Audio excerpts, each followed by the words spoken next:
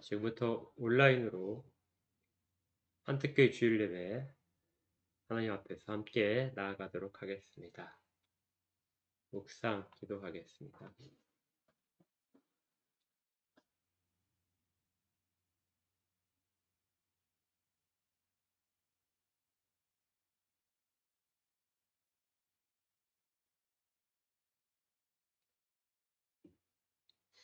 삼위일체 하나님의 크신 영광을 찬양하며 주의 긍휼 아래 나아가기를 원합니다.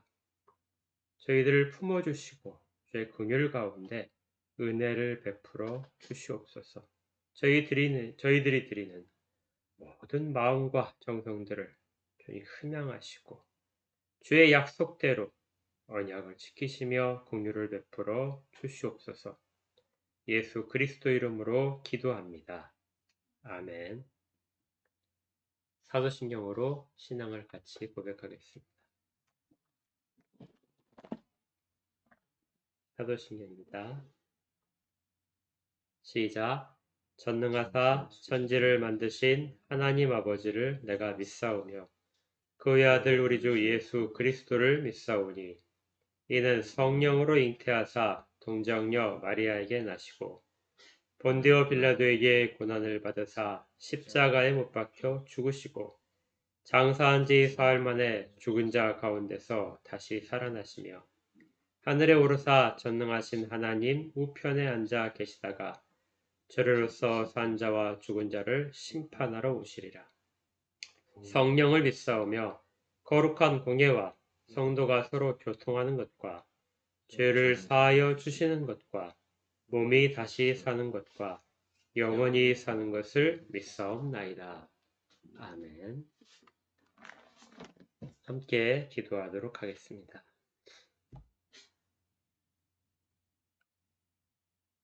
하나님의 은혜와 긍휼에 감사를 드립니다.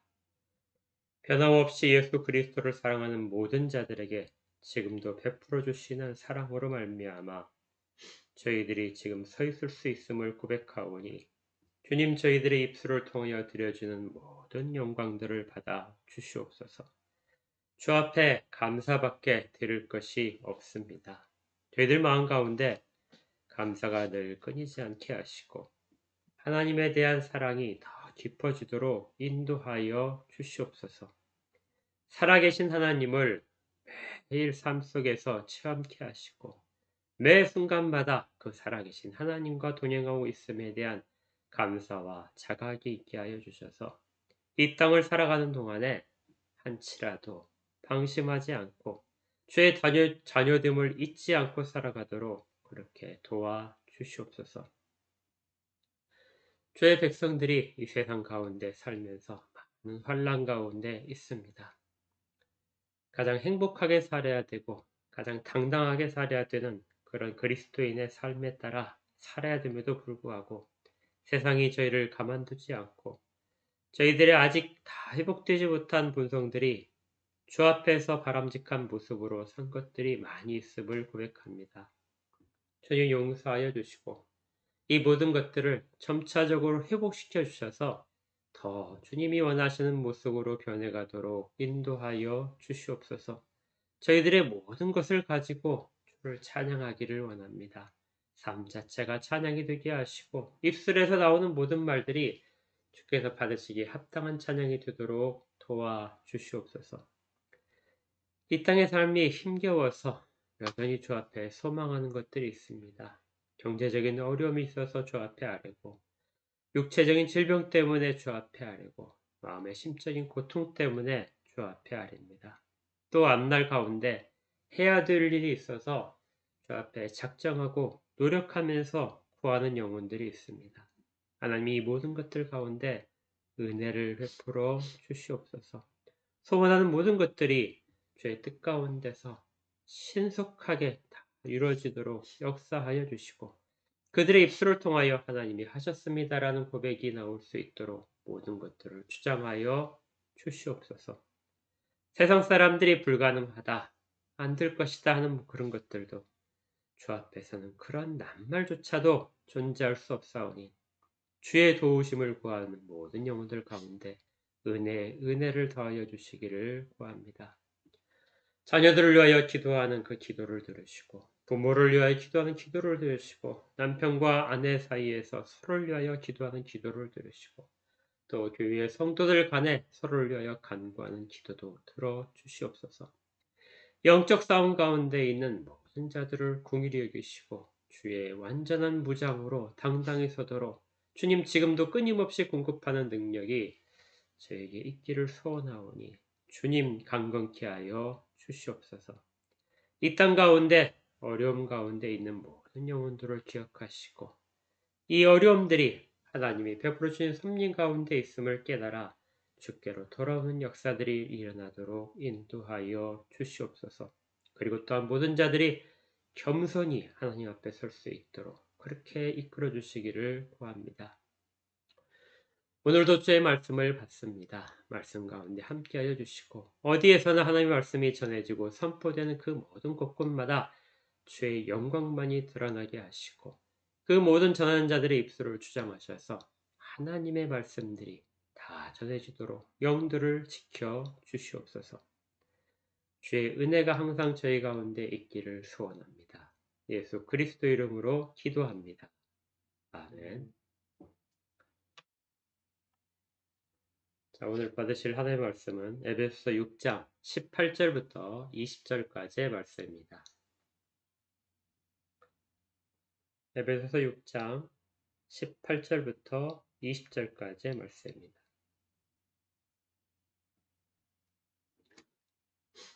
자, 함께 하나님의 말씀을 읽도록 하겠습니다. 시작. 모든 기도와 간구를 하되 항상 성령 안에서 기도하고 이를 위하여 깨어 구하기를 항상 힘쓰며 여러 성도를 위하여 구하라.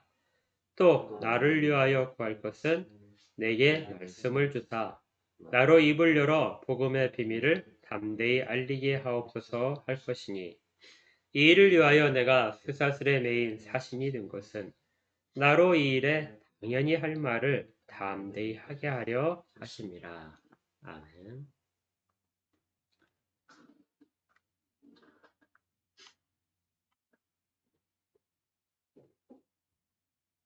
온라인으로 설교 가운데 참여하시는 모든 분들께 하나님의 은혜가 충만하시기를 구합니다. 오늘은 이제 영적 전쟁에 있어서 6번째 시간인데요. 오늘은 이제 영적 전쟁을 마무리하려고 합니다. 오늘 내용은 좀 어려울 수 있어서 여러분들이 혹시라도 잘 이해가 안 되는 부분이 있다면 설교 동영상을 반복해서 들으시면서 그 내용들을 이해하셨으면 좋겠습니다. 우리가 지금 치르고 있는 영적 전쟁에 모든 사람이 치르고 있죠. 그 영적 전쟁에서 과연 어떻게 대처를 해야 되는가, 그리고 그 실체가 무엇인지에 대해서 함께 상고하면서 주께서 우리에게 베풀어 주신 은혜를 나누고자 합니다. 부디 이 일들이 하나님이 원하시는 영적 전쟁의 승리자들이 다 되는데 우리가 다 그렇게 설 수 있는데 큰 도움이 되기를 소망합니다. 오늘은 지난주에 설교 가운데 봤던 에스겔서 마지막 절에 있었죠. 에스겔서에 있었던 48장 35절에 있었던 여호와 삼마라는 그러한 내용에서부터 시작을 할 것입니다. 여러분들이 기억하실 텐데요. 에스겔 48장 35절에 이렇게 되어 있습니다. 그 사방의 합계는 18,000척이라 그날 후로는 그 성읍의 이름을 여호와 삼마라 하리라. 여호와가 거기에 계신다 하는 뜻이었죠. 여호와가 거기에 계신다 하는 여호와 삼마라는 말을 이스라엘 백성들은 없어져 버린 성전에서 찾고 있었습니다. 그래서 그들이 포로로부터 돌아왔을 때 성전을 짓고 자기들이 지은 성전이 여호와 삼마, 에스겔 선지자를 통하여 하나님이 예언하신 영원한 성전, 결코 변하지 않을 성전, 하나님이 항상 거기에 계실 그곳이라고 생각을 했습니다.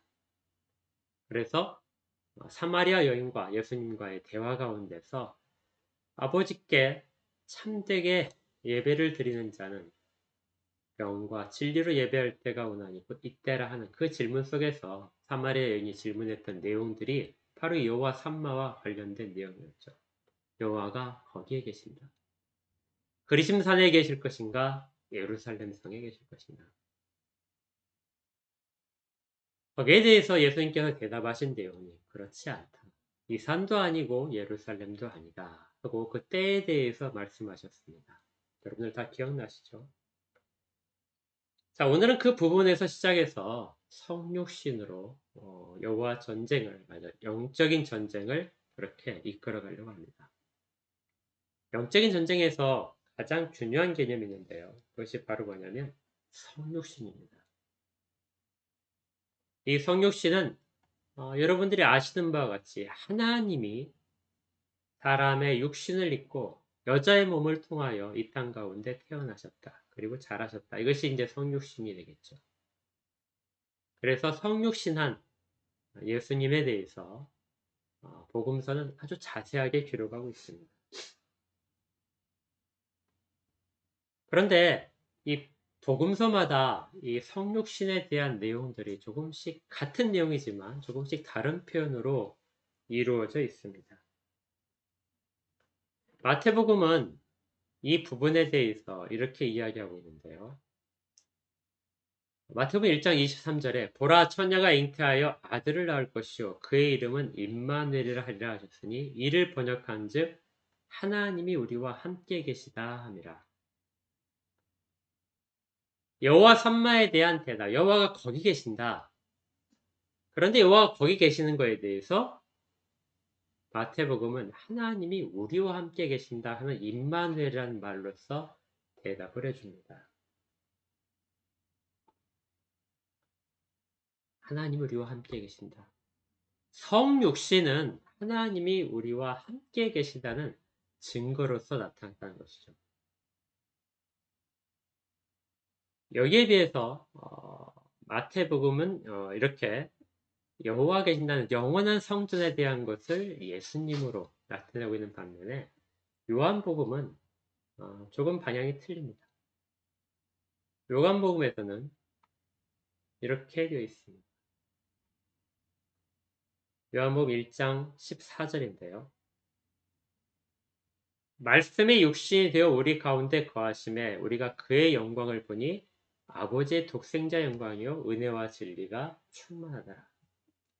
성육신에 대해서 요한복음은 사도 요한은 말씀이 육신이 되어 우리 가운데 거하셨다. 이렇게 표현하고 있습니다. 여기 거하심이라는 단어가 있는데요. 이 거하심이라는 단어는 장막을 세우다 하는 단어입니다. 그러니까 말씀이 육신이 되어 우리 가운데 장막으로 세워져 있다. 그래서 사도 요한은 성육신을 구약의 이스라엘 백성들이 섬기던 성막에 관련된 것이라고 이해를 해줍니다. 이 성막이 어떤 곳이었죠? 성막은 하나님이 사람을 만나는 곳입니다. 그곳에 가면 하나님께 예배를 할 수 있고 또 죄를 다 사함받을 수 있고 하나님께 감사를 표할 수 있고 그리고 생명을 얻고 나오는 그 장소가 성막이었죠. 그래서 사도 요한이 이렇게 성막을 가지고 예수 그리스도의 성육신에 대해서 이야기를 한다는 것은 그곳만이 예수 그리스도를 통해서만이 죄사함이 없고 예배를 드릴 수 있고 그리고 생명이 나타난다는 것이죠. 그래서 요한복음은 이 내용에 대한 것들을 예수 그리스도 통하여 우리가 살아가는 생명을 얻는 과정, 예수 그리스도에 나아가는 자들이 죄사함을 받는 과정을 그렇게 쭉 이야기하고 있는 것입니다. 여기에 비해서 이제 요한복음은 좀 다른 내용들을 가지고 있는데요. 물론 같은 내용이지만 표현이 다릅니다. 누가복음 2장 41절 이하를 찾아보겠습니다. 이건 여러분들 성경을 한번 찾아보십시오. 누가복음 2장 41절부터입니다. 신약성경 90쪽에 있는 내용입니다. 누가복음 2장 41절입니다. 자, 이 부분을 제가 읽어드리겠습니다. 41절. 그의 부모가 해마다 6월절이 되면 예루살렘으로 가더니 예수께서 12살 되었을 때 그들이 이 절기의 관례를 따라 올라갔다가 그 날들을 마치고 돌아갈 때에 아이 예수는 예루살렘에 머무셨더라. 그 부모는 이를 알지 못하고 동행 중에 있는 줄로 생각하고 하룻길을 간 후 친족과 아는 자 중에서 찾되 만나지 못하매 찾으면서 예루살렘에 돌아갔더니 사울의 성전에서 만난즉 그가 선생들 중에 앉으사 그들에게 듣기도 하시며 묻기도 하시니 듣는 자가 다 그 지혜와 대답을 놀랍게 여기더라. 그의 부모가 보고 놀라며 그의 어머니는 이르되 아이야 어찌하여 우리에게 이렇게 하였느냐 보라 내 아버지와 내가 근심하여 너를 찾았노라. 예수께서 이르시되 어찌하여 나를 찾으셨나이까 내가 내 아버지 집에 있어야 될 줄을 알지 못하셨나이까 하시니. 누가복음에서는 이 성육신에 대해서 하나님의 아들과 사람의 아들이 함께 있는 상태라는 것을 강조하고 있습니다. 다시 한번 볼까요? 누가복음에서는 성육신에 대해서 하나님의 아들과 사람의 아들이 함께 있는 상태, 공존하고 있는 상태를 성육신이라고 말을 합니다. 이 성육신의 신비라는 것이 사람들의 눈으로 볼 때는 사람인 요셉과 마리아를 부모로 한 예수라는 한 아이로 비춰지지만 그분은 자신을 하나님의 아들이라고 소개를 하고 있고 또 사람들의 입술을 통하여 당신 하나님의 아들이십니다 하는 고백을 계속해서 받으십니다. 또 누가복음에서는 아버지라는 단어 앞에 항상 너의 아버지 그리고 나의 아버지라는 뜻의 의식이 강조되는 부분들이 있다는 것이죠. 누가복음이 이 성육신에 대해서 다른 기록이 없는 아주 특별한 것들을 기록하고 있는 것이 바로 이 2장 41절부터의 내용인데요. 이 부분은 성년식에 관련된 내용과 연관되어 있습니다. 보통 우리가 이 누가복음 2장 41절 이하를 어린이 주일에 많이 듣게 되는데 아이들이 자랄 때 하나님의 말씀 속에서 그리고 또 부모에 순종하면서 자라야 된다. 그리고 마지막에 있는 것처럼 지혜와 키가 자라가면서 하나님과 사람에게서 더욱 사랑스러워진다 하는 것을 소원을 담아서 어린이 주일에 많이 이렇게 설교를 합니다. 유대인들은 이 어른이 된다는 성인식을 하는 것이 13살 때 이루어지는데요. 지금도 13살이 되면 성인으로 인정을 받게 됩니다. 성인으로 인정을 받은 그때부터는 자기의 이제 독립적인 그런 활동을 할 수 있는데 특별히 신앙에서 신앙생활에 있어서 하나의 독립된 인격체로 인정을 받습니다. 그러니까 이때부터는 자기의 잘못이 부모의 잘못과 연관되지 않고 또 부모의 잘못을 자기가 연관되어서 책임지지도 않습니다. 물론 신앙적으로 자식이 잘못되어도 부모는 그 전까지 성인식을 하기 전까지는 부모의 책임이지만 성인식이 되고 나서는 부모의 책임이 되지 못합니다.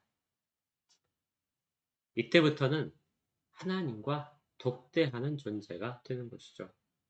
성인이 된다는 것은 이처럼 독대할 수 있는 것입니다. 신앙적으로 하나님 앞에서 혼자 설 수 있을 때 이때를 우리가 신앙적인 성숙된 자라고 말합니다. 그리고 6월절에 예루살렘에 올라가서 제사를 지내는 의무도 동시에 지어집니다. 이 성인식은 유대인들에겐 매우 중요한데요. 성경에서 위대한 인물로 우리가 취급되는 모든 사람들도 사실은 성인식 이후에 그들의 사명들을 감당했음을 보게 됩니다. 가장 이른 나이에 하나님에 대해서 그 환상을 봤던, 꿈을 꿨던 요셉이라는 사람이 있었죠. 요셉이 언제쯤 하나님으로부터의 그 꿈을 통한 계시를 받았을까요? 매우 어린 나이에 받았다고 우리가 보통 생각하기 쉬운데 성경 기록에 따르면 적어도 17세였을 것이라고 봅니다. 다윗은 언제 기름 부음을 받았을까요? 그가 아주 어린아이일 때 받았을 것이라고 생각하기 쉬운데 연도를 추산을 하고는 15살, 최소 15살은 되었을 것이다. 이렇게 봅니다. 그러니까 성인이 된 다음에야 비로소 하나님 앞에서 어떤 사명들을 받게 되고 꿈을 받게 되고 계시를 받게 되는 것이죠. 이 성인식이라는 것은 그래서 이스라엘 백성들에게 유대인들에게 있어서는 매우 중요한 행사입니다. 참고 삼아 현재 유대인들도 13살이 되면 성인식을 하는데 우리는 이제 19살, 만 19살이 되어야 성인으로 인정받습니다. 이 성인식은 굉장히 많은 사람들이 참여하는 잔치입니다. 많은 사람이 축하를 해주러 오는데 이때 성인식을 맞이하는 유대인이 이제 아이는 3가지의 선물을 받게 된다고 합니다. 첫 번째는 성경입니다. 물론 유대인들의 구약 성경이겠죠. 이 성경을 받음으로써 그는 하나님 앞에서 스스로 말씀을 받고 또 하나님과 대화하고 독대할 수 있는 인물로 세워졌다는 것이 인정됩니다. 그리고 그는 그 성경을 펼쳐서 한 구절을 읽게 되는데요. 그 구절을 읽는 그 형식적인 방법을 통해서 그가 앞으로 회당에서 성경을 읽을 수 있는 권리가 생겼음도 선포가 됩니다. 그러니까 그는 신학적으로 완전하게 독립된 사람이 되는 것이죠. 두 번째 유대인들이 성인시대 받는 선물은 시계라고 합니다. 손목 시계를 받았다고 합니다. 지금 이제 받는 것이죠. 이 손목 시계를 받는 이유는 시간에 대한 중요성을 어렸을 때부터 가져라. 너는 시간을 앞으로 잘 쓰는 사람이 되어라 하는 그러한 다짐이기도 하고 권면이기도 합니다. 유대인들은 시간에 대해서 굉장히 철저하다고 그래요. 유대인들은 돈에 철저하다고 생각하기 쉬운데 돈보다 더 철저하게 따지는 것이 시간이라고 합니다. 그래서 아르바이트생 같은 경우에도 아르바이트 하는 것을 우리가 보통 시급으로 따지잖아요. 시급 얼마다 이렇게 따지는데 그들은 시급으로 받을더라도 분당으로 계산을 한답니다. 1분당 얼마씩 받는다 하고 그렇게 계산을 해서 매긴다는 것이죠. 그만큼 시간에 대해서 철저하도록 하라. 이것이 성인의 자격이라는 것입니다. 그 다음에 이제 돈을 받는데요. 우리가 이제 잔치에 가게 되면 축의금을 내는데 유대인들도 성인식에 초대를 받으면 갈 때 축의금을 낸답니다. 축의금의 액수가 상당히 크다고 그래요. 그래서 그 모든 돈들을 모으게 되면 우리나라 돈으로 보통 중산층 가정 같으면 4천만 원에서 5천만 원의 돈이 된다고 합니다. 그런데 이 돈을 이제 부모가 한 곳에 모아서 부모가 갖지 않고 자식의 이름으로, 그 아이의 이름으로 펀드에 한다든지 아니면은 예금에 넣는다든지 채권을 산다든지 해서 투자를 해주는 거죠. 아이는 그 돈이 자기의 것이라는 것을 알고 그 돈을 어떻게 쓸지에 대한 것들을 계획하게 됩니다. 그리고 그 자산을 어떻게 불릴지에 대해서도 공부를 하는 것이죠.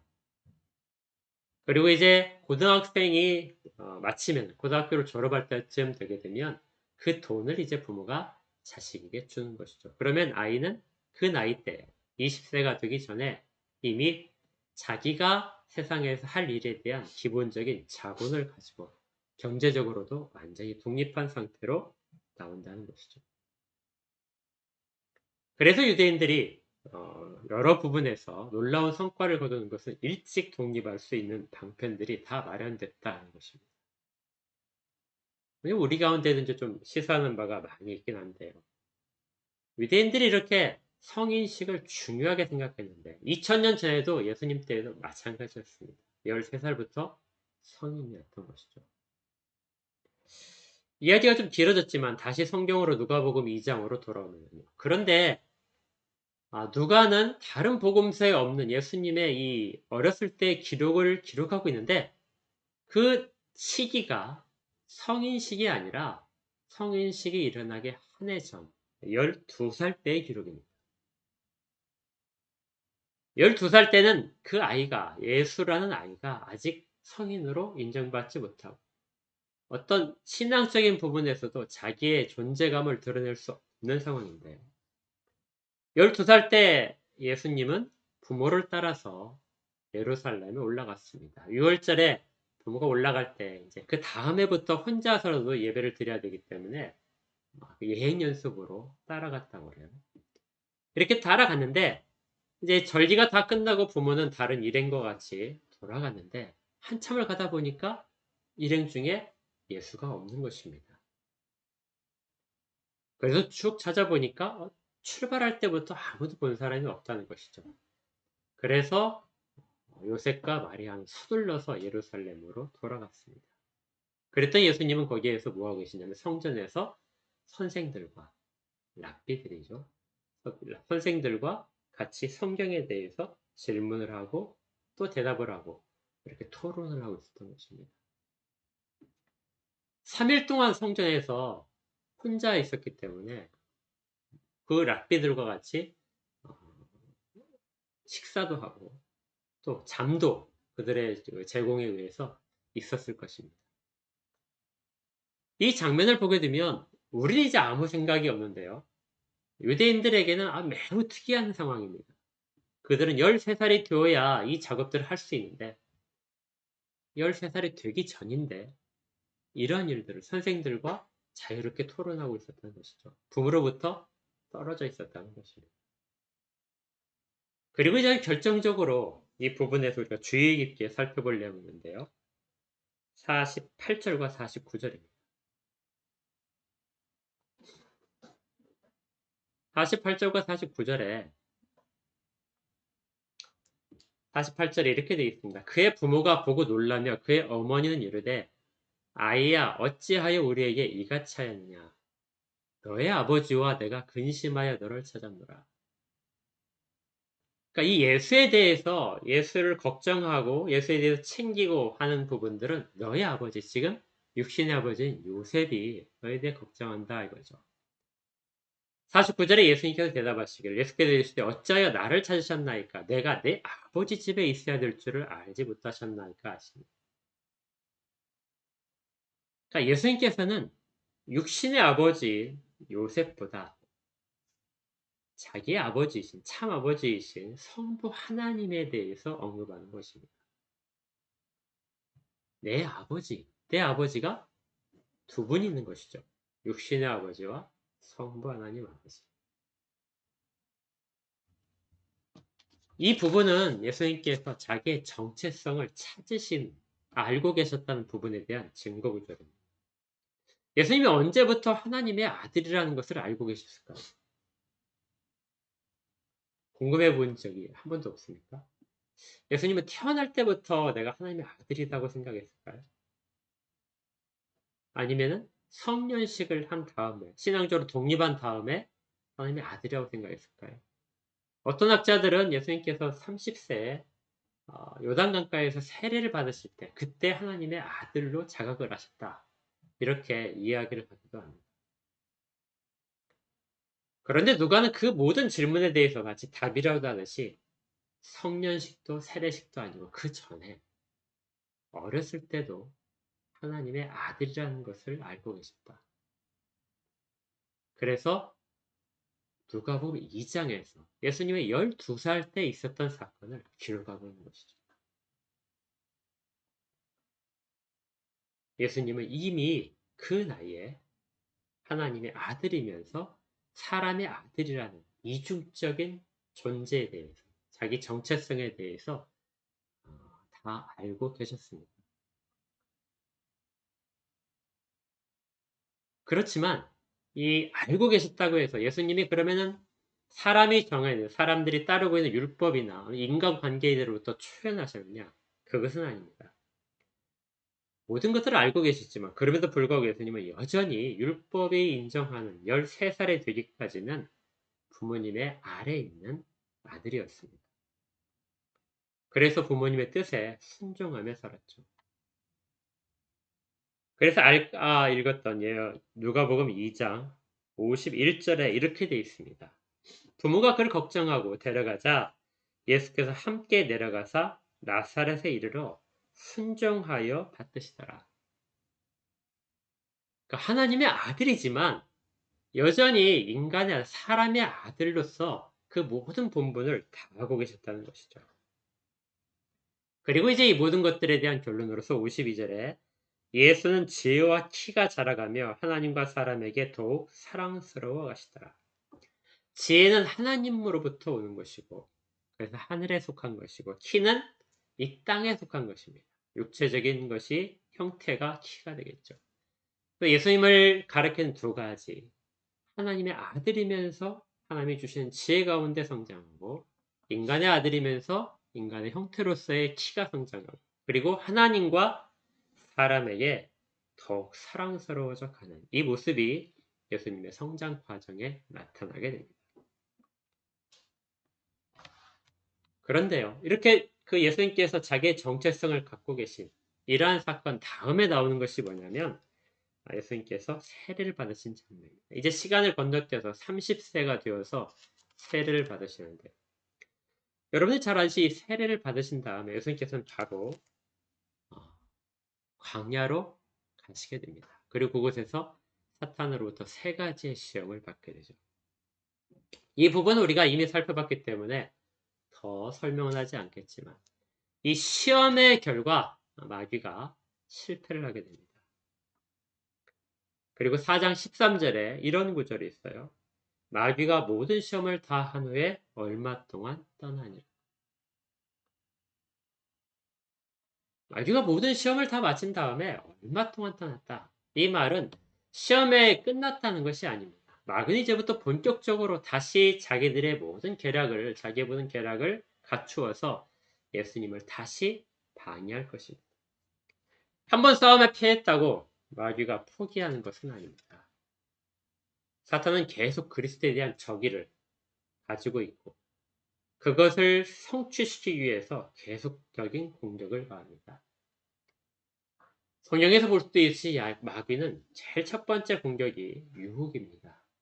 유혹을 통해서 상대방이 원하는 것들을 부추기고, 그 욕망들을 부추기해서 그걸 통해서 사탄은 자기의 부하로 삼게 되는 것이죠.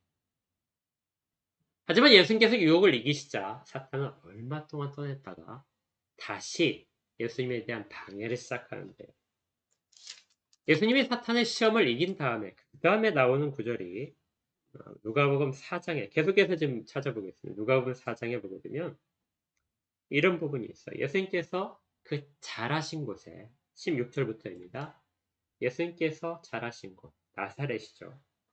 나사렛에 이르사 안식일에서 늘 하시던 대로 회당에 들어가서 성경을 읽으셨습니다. 예수님께서 이제 자기 고향으로 다른 곳에서 예수님께서 많은 기적을 일으키시고 병자들을 치료하시고 말씀을 가르치셨는데 이제 고향에 가신 것이죠. 고향에 가셔서 우리가 잘 아는 이사야 61장에 있는 말씀을 펼치시고 그 부분에 대해서 이야기를 하셨습니다. 이사야 선지자가 예언했던 그 예언이 오늘 너희들 앞에 이루어졌다. 그러자 그 마을 사람들이 나사렛 예수를 잘 알고 있는 사람들이 어떤 태도를 보였냐면요. 28절을 보면 회당에 있는 자들이 이것을 듣고 다 크게 화가 나서 일어나 동네 밖으로 쫓아내 그 동네가 건설된 산 낭떠러지까지 끌고 가서 밀쳐 떨어뜨리고자 했다. 그러니까 예수님에 대한 첫 번째 박해가 예수님의 고향에서 일어났다는 것입니다. 그러니까 가장 예수님을 잘 아는 사람들이 예수님을 받아들이지 못하고 예수님을 적대시하고 그를 죽이려고 한 장면이 나타납니다. 물론 이것은 사탄의 관계에 따른 것이죠. 잠시 동안, 얼마 동안 떠나 있던 사탄은 사람들을 동원해서 이제부터 예수님을 박해하기 시작합니다. 유혹이 실패하면 박해가 찾아오죠.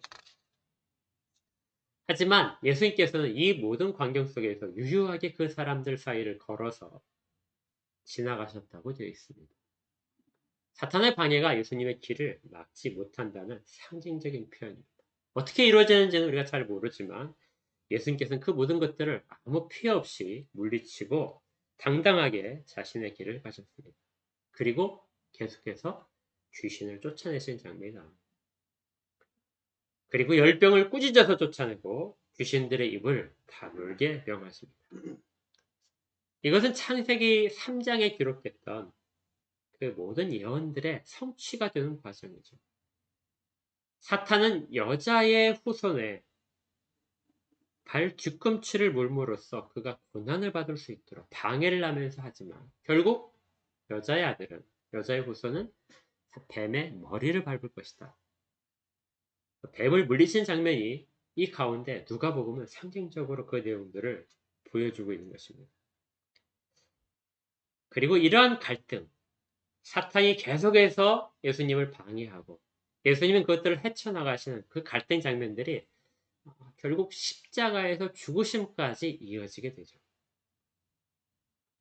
그리고 예수님은 죽음으로부터 살아나심으로, 부활하심으로 이 모든 것들에 대한 결정적인 승리를 선포하시게 됩니다. 자, 그런데요. 이 모든 과정이 사실은 그 성육신 과정 중에서 일어나는 것이고, 이 성육신 과정 중에서 계속해서 영적인 싸움이 있었다는 것을 우리가 살펴보게 되는데, 한 가지 궁금증이 있습니다. 그것이 뭐냐면, 예수님은 하나님이신데, 어떻게 하나님과 사탄의 싸움이 가능한가 하는 것이죠. 예수님이 사탄의 유혹을 받으신 장면도 사실은 좀 이해가 되지 않습니다. 절대 유혹당하지 않을 뿐인데. 그리고 예수님께 사탄이 어떤 도발을 하고 방해를 하더라도 그 길을 막지 못할 터인데. 그런데 왜 이러한 싸움들이 계속해서 일어나고 있고 그것을 왜 허용하실까요? 예수님께서 광야에서 시험을 받는 장면도 사실은 성령에 이끌려가는 장면이거든요. 왜 성령 하나님은 성자 하나님으로 하여금 그 사탄의 시험 가운데 있게 하셨을까요? 전혀 게임이 안 되고 그 결과는 뻔한데 그 답은 바로 우리 때문입니다.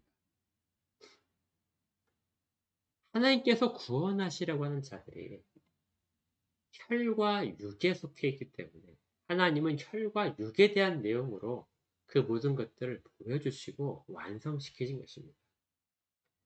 여기에 대해서 잘 설명하고 있는 성경이 히브리서인데 히브리서 성경을 보시면 히브리서 2장 14절에 이렇게 되어 있습니다.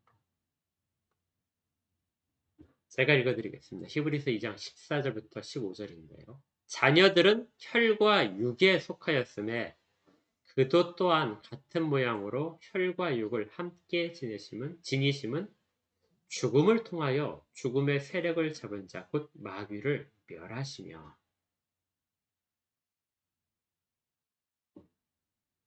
하나님이 지으시고 하나님이 사랑하시는 사람들은 혈과 육에 속해 있는 우리 보통의 사람들입니다. 그런데 그 중에서 하나님께서 자녀로서 특별히 사랑하신 자들이 있는데 그들 역시 혈과 육에 속해 있고 죽음의 권세 아래 있습니다. 그들은 하나님을 찾아갈 수가 없습니다. 어떤 인간도 하나님을 찾아가서 만날 수가 없어요. 하나님이 그들 가운데 찾아오시지 않으면 하나님을 만날 수 없는 것이 인간의 숙명입니다. 그래서 하나님이 인간을 찾아오셨다는 것이 모든 성경의 주 내용이고 구약에서는 성막으로 신약에서는 성자 하나님의 성육신으로 성육신이란 신성과 인성이 공존하는 그러한 형태만이 하나님이 인간을 만나실 수 있는 방법인 것입니다. 그래서 성자 하나님께서 혈과 육을 지니시고 이 땅 가운데 오셨다는 것이죠. 왜요? 우리가 혈과 육을 가졌기 때문에. 우리와 함께 계시기 위해서는 혈과 육을 가지지 않으면 불가능하기 때문에. 그래서 혈과 육을 가지시고 이 땅 가운데 오셨다는 것입니다. 그리고 그 일을 통해서 예수님께서 무엇을 이루시냐면 죽음을 통하여 죽음의 세력을 잡은 자를 곧 마귀를 멸하셨다. 이렇게 되어 있습니다. 죽음이 죽음을 이긴다는 것이죠. 예수 그리스도가 십자가에 달려 죽으신 것은 분명 죽음의 사건입니다. 그리고 그것은 죽음의 권세를 지닌 자의 권세를 행사하는 결과라고 생각하기 쉽습니다. 그런데 그 죽음이 끝이 아니고 그 죽음에서 살아나셨기에 모든 마귀의 모든 세력들이 멸해지는 것이죠. 혈과 육을 입고 이 땅 가운데 오신 성자 하나님, 성육신하신 하나님께서 그 죽음으로부터 다시 살아나심으로써 우리도 혈과 육을 지닌 우리에게도 동일한 일이 발생할 것을 보여주시고 계십니다.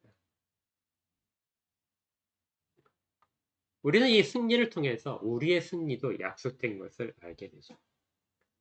그래서 예수 그리스도 안에 있는 모든 자들은 이러한 과정이 우리에게 이미 예비되어 있다. 이미 완성되어 있다는 것들을 알게 되며 그리스도를 통해서 부활과 생명에 참여하게 되는 것입니다. 그래서 성육신은 사실 영적 전쟁에서의 가장 완벽한 드라마입니다. 그리고 모든 사람들이 참고해야 될, 따라가야 될 완벽한 모범이죠. 매뉴얼입니다. 성육신이 우리를 위한 것이라면 주인께서 성육신을 통하여 거두신 승리도 우리를 위한 것입니다.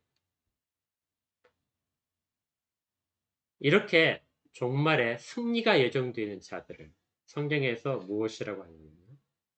성육신에 참여한 자들, 그리스도에 속해 있는 자들이라고 말합니다. 앞에서 누가가 성육신에 대해서 하나님의 아들과 사람의 아들이 함께 있는 것이 성육신입니다.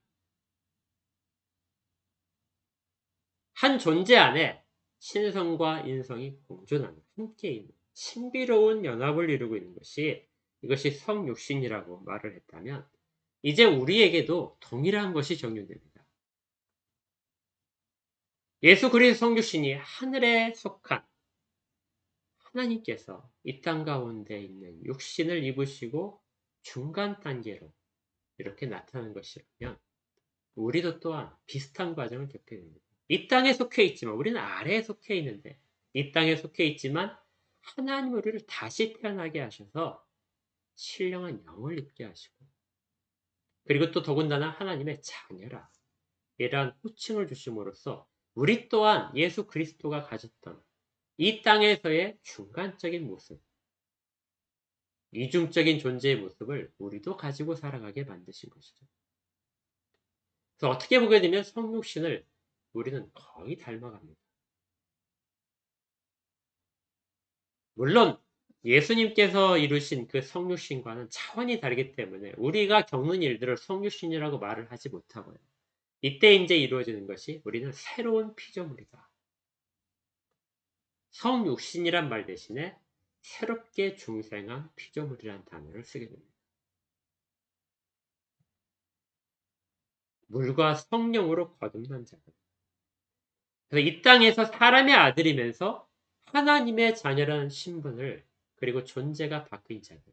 이것이 우리의 정체라는 것이죠. 마치 주님이 하나님이시면서 사람의 육신을 입어서 하나님의 아들이시면서 사람의 아들로서 인자라고 불리시면서 그 길을 가셨던 것처럼 우리도 사람의 아들이면서 하나님의 자녀라고 불리면서 그 길을 가고 있는 것입니다. 그래서 주님께서 성육신 하신 다음에 가신 모든 길들은 우리가 가야 될 길에 대한 앞장선 길이고 예수님이 가심으로써 그 길이 열린 길이고 우리가 그 길을 따라가면서 승리를 경험하고 있는 것이죠. 우리가 새로운 피조물이라면 우리가 이 땅 가운데 육신으로만 지낸 사람의 아들로만 있다면 우리가 닮아야 될 본들은 이 세상의 사람의 아들 가운데 얼마든지 있습니다. 위대한 인물들이 참 많이 있죠. 그렇지만 우리가 새로운 피조물이라면 그 새로운 피조물이 닮아가야 될 인생의 모습은 오로지 예수 그리스도밖에 없는 것입니다. 다른 어떤 것도 이 길을 우리에게 제시할 수 없습니다. 아무도 경험하지 못한 길이기 때문에 그렇죠. 오직 예수 그리스도만이 성육신을 통해서 이 모든 일들을 다 겪으시고 그리고 우리에게 그 길을 따라오라고 지금 말씀을 하시는 것입니다. 주님은 우리에게 이렇게 지금 말씀하시는 것 같아요. 너희들도 시험과 고난을 이길 수 있다. 이렇게 죽는다고 해서 그것이 끝이 아니다.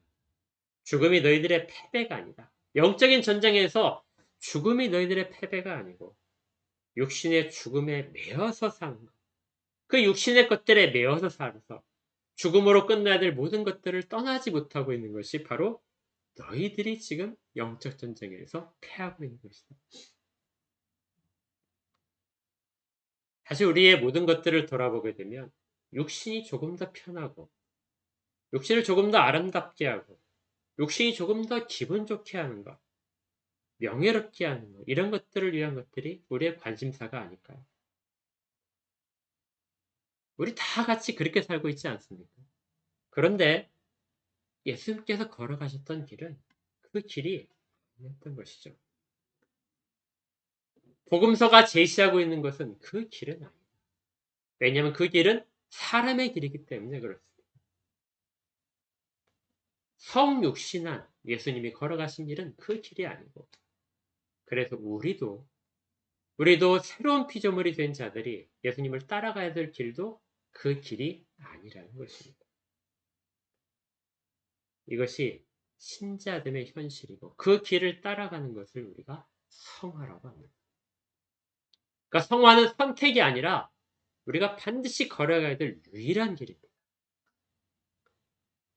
성화는 우리가 세상 살면서 많은 거쳐야 될 길 가운데 하나라 우리가 조금 더 욕심을 내서 조금 더 도덕적으로 그리고 조금 더 거룩함을 추구하게 될 때 그렇게 걸어가는 길이 아니라 우리가 본질적으로 하나님의 자녀면서 사람의 자녀로서의 이중적인 존재감을 가지고 살아가야만 되는 그 길이 바로 성화의 길이라는 것이죠. 이렇게 우리의 이중적인 신분, 새로운 피조물이라는 것이 눈에 들어올 때, 우리가 분명히 자각을 할 때, 그때야 비로소 예수님께서 거쳤던 그 영적인 전쟁들이 눈에 하나씩 들어오게 됩니다. 그리고 우리가 살아가야 될 길에서 겪고 있는 모든 것들도 영적인 전쟁 가운데 있음을 발견하게 되는 것이죠. 예수님처럼 우리도 그 길을 가야 됩니다. 우리는 그래서 영적인 전쟁을, 우리를 계속해서 유혹하는 마귀와 우리를 계속해서 쓰러뜨리려고 하는 마귀의 방해와 박해를 견디면서 가게 되는 것이죠. 그런데 그럼에도 불구하고 위로가 되는 것은 이 길이 이미 승리가 선포되었다는 것입니다. 이미 마귀는 그 세력이 멸해졌다.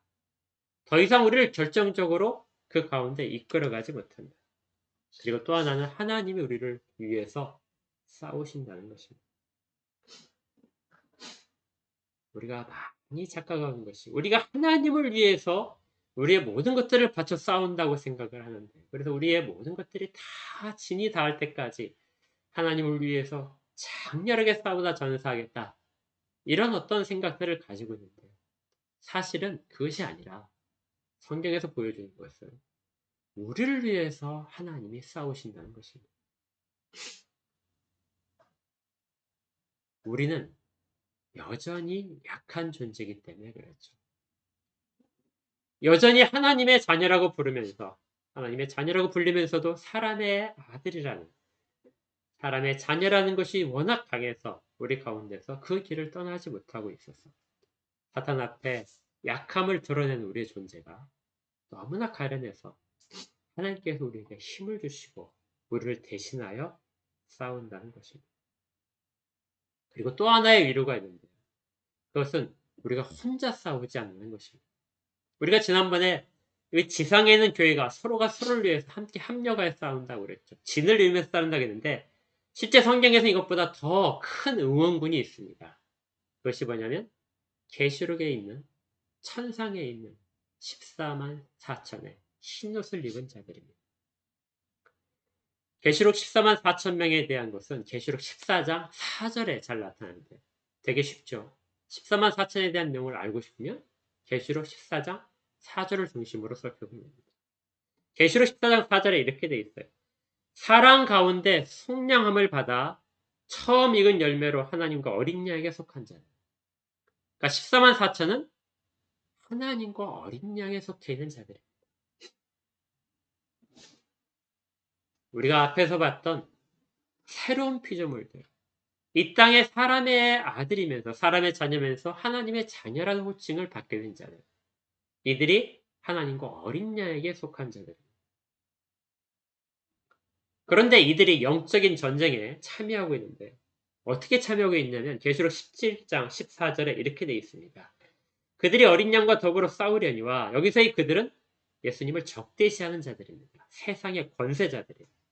그들이 어린 양과 더불어 싸우려니와 어린 양은 만주의 주시오 만왕의 왕이심으로 그들을 이기실 터이다.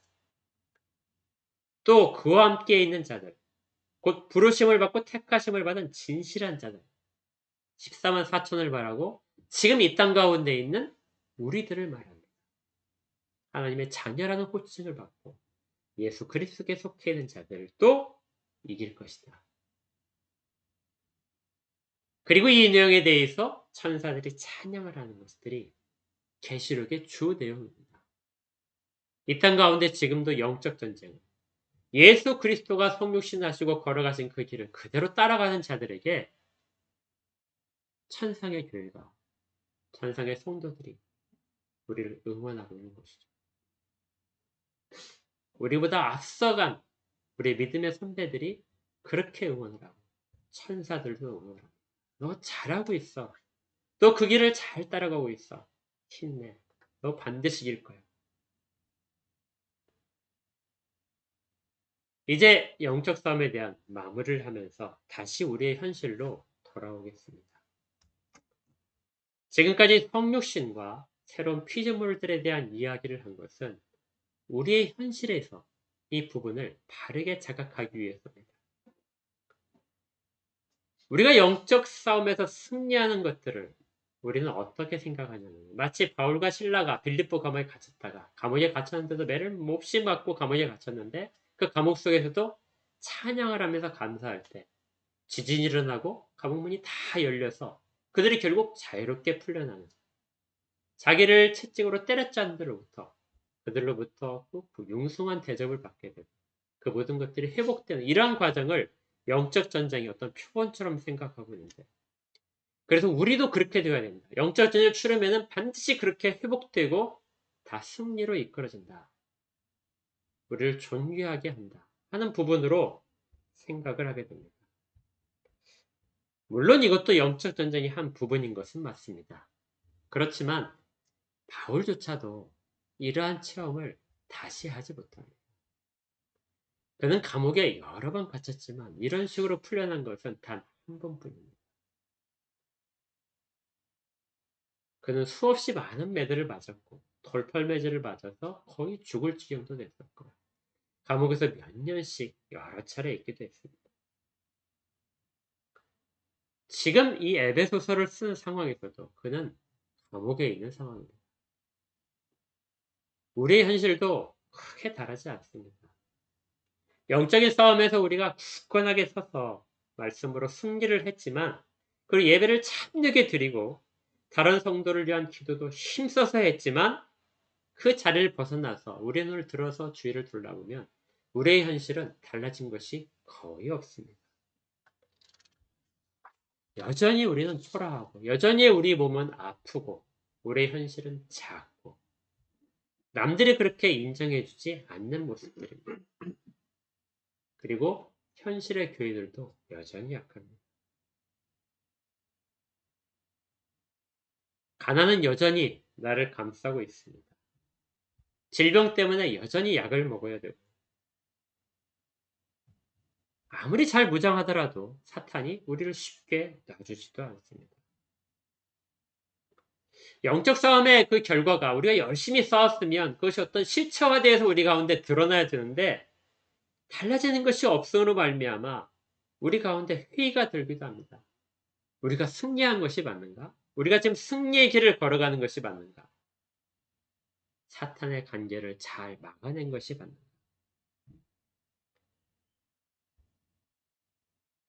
바울은 지금 에베소서의 편지를 쓰고 감옥에 갇혀있는 상황입니다. 그러면 바울조차도 그런 회의가 들었을까요?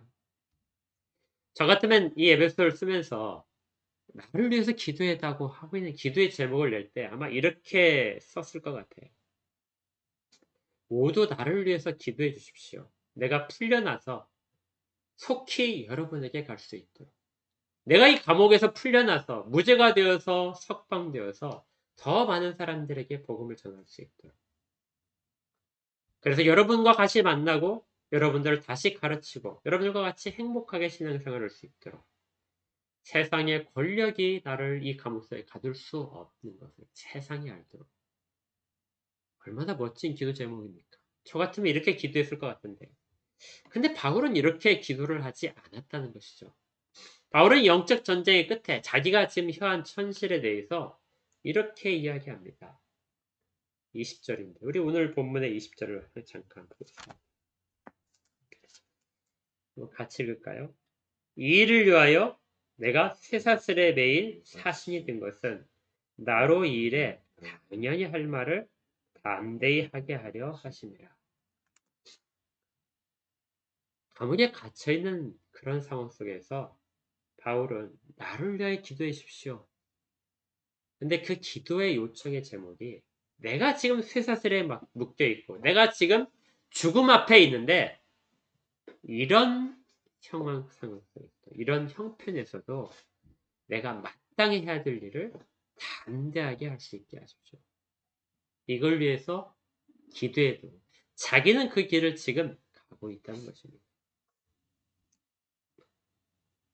영적인 싸움, 현재 우리가 미래에서도 아니고 과거도 아니고 현재에서 어떤 가상의 공간도 아니고 현재의 삶에서 우리가 치열하게 몸으로 부딪히며 살고 있는 이 영적 싸움의 현장에서의 승리하는 자들의 모습을 바울은 이렇게 우리에게 보여줍니다. 내가 지금 이 형편에서 우리 번역 성경에서는 이 일에 이렇게 되어 있죠.